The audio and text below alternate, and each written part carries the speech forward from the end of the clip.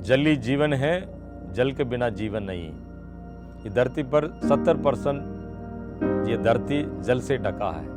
इसमें आपको देखना 97% खारा पानी है, बचा हुआ 3% जल ही पीने लायक है। उसी में भी आपको 2.2% जल है बर्फ के रूप में, 0.7% जल ही भूजल है और बचा हुआ 0.1% जल ही जो हम नदी नाला में देखा जाता है सरफेस वाटर है, ऊपरी जल है। इसलिए टोटल 0.8% जल ही पीने लायक है। जो 0.7% भूजल मात्रा भी, इसको कहते हैं वाटर टेबल, वो वाटर टेबल का हालत बहुत खराब है। सबसे ज़्यादा भारत में भूजल का स्रोत अधिक से अधिक कृषि उत्पादन के लिए यूज़ किया जाता है, इसलिए भूजल का स्रोत बहुत फास्ट गति से कटते जा रहा है। कावेरी नदी है, इस साल बरसात सही ना होने के कारण कावेरी नदी में भी पानी ना होने के कारण इतनी बहुत बड़ी समस्या है। ये समस्या है बरसात ना होने के कारण नहीं है। हम बरसात जब समय पर जब होता है, उस पानी को हम सही उपयोग ना करने के कारण आप जो भी जलाशय हैं, बोरवेल समझिए, कुआं समझिए या नदियाँ समझिए, सब सूख गया है। हम जो जितने पानी हम 200 मिलियन लीटर जो हम बाहर निकालते हैं रोज, उतनी पानी वहाँ फिर हम रिचार्ज नहीं करते हैं। जैसा मोबाइल है आप रोज यूज़ करते हो, रिचार्ज करते हो डिस्चार्ज होने के बाद। अवेरे सवेरे आंख खुलते हमें यह विचार आता है हमने मोबाइल को रिचार्ज किया है नहीं किया। रिचार्ज नहीं किया तो सारा दिन कारोबार में आपको रिचार्ज करने के लिए तड़पना पड़ता है, इसके लिए समय देना पड़ता है 2 घंटा। इस प्रकार हम बरसात के समय पर यथार्थ रूप में बूंद बूंद जल को अपने धरती में रिचार्ज ना करने के कारण, जाल व्यर्थ बह के छोड़ने के कारण वो पानी क्या हो जाता है, सागर में जाके मिलके मीठा पानी, खारा पानी बन जाता है। इसलिए बूंद बूंद वर्षा जल को घर घर में ही जमा करना है। अपने घर में जो भी बोरवेल है, घर में जो भी जलाशय है, कुआं है, इसमें अपने हर बूंद जल को संचय करना है, सेव करना है, जमा करना है।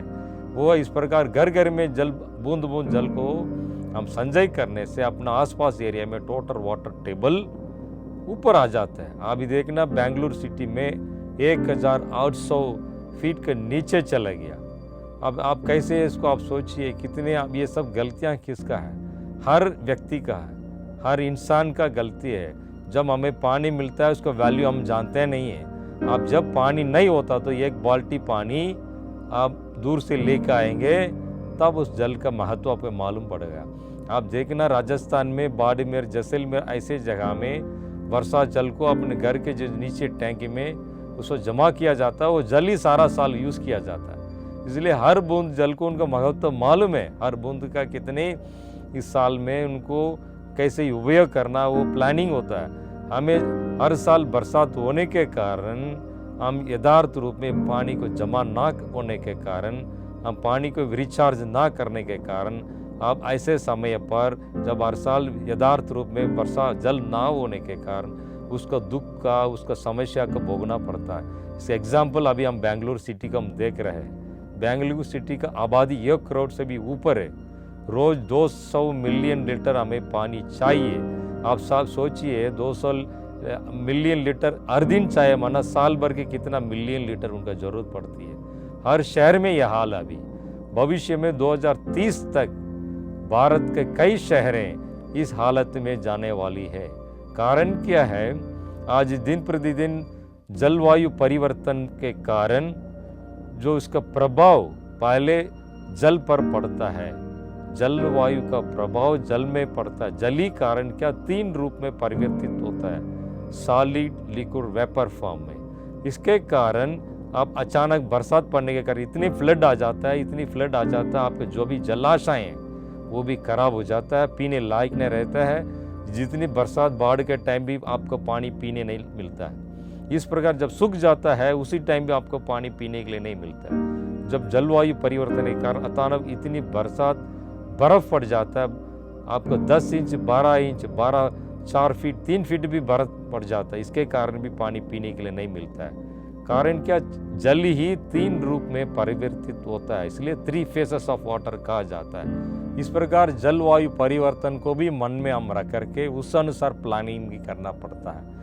अवेयरनेस लोगों में लाने के लिए, जागृति लाने के लिए प्रजापिता ब्रह्म कुमारी ईश्वरीय विश्वविद्यालय और अपने भारत सरकार के जल शक्ति मंत्रालय दोनों मिलकर के पिछले साल फरवरी 16 तारीख को वर्चुअली अपना भारत के प्रधानमंत्री माननीय प्रधानमंत्री श्री नरेंद्र मोदी जी, फिर जल मंत्रालय के मिनिस्टर शेखावत जी मिलकर के अपना विश्वविद्यालय के हेडक्वार्टर्स में या मधुबन माउंट आबू में एक बहुत बड़ी जलाशयों का जल पुनर्निर्माण करने के लिए, जल जन तक ये जागृति लाने के लिए जल जन अभियान को शुभ आरंभ किया गया।